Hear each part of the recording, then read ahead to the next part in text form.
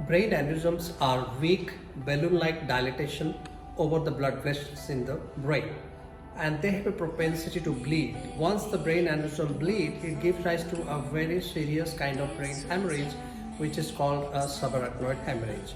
How do you know there is a rupture of a brain aneurysm in any patient? Typically, the patient present with a severe, the most severe or the worst headache of their life, or it's a thunderclap headache.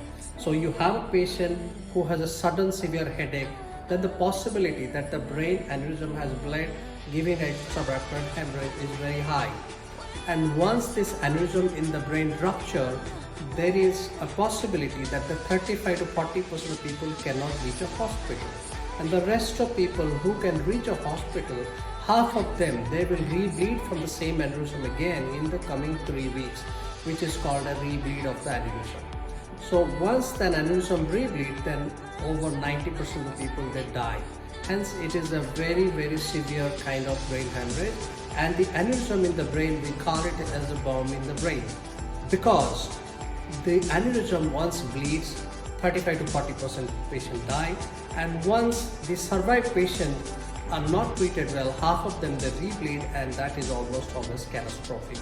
So there are multiple ways to treat these aneurysms, and the most common ways to treat aneurysms are basically two types. One is a surgical, opening the brain, finding the aneurysm and putting a clip. The other method is without opening the brain, go from a small puncture in the groin with a tiny little catheter into the aneurysm, find the aneurysm, do a coiling or a stent assisted coiling, balloon assisted coiling, or can be a flow diversion or a parent artery occlusion. So they are called endovascular method of treatment. The most recent treatment for brain aneurysms are basically flow diversion, which are two different types. This is an intrasaccular flow diversion or the extrasaccular flow diversion. So typically a flow diverter means we say putting a stent in front of the neck of the aneurysm in the vessel which is giving rise to this aneurysm.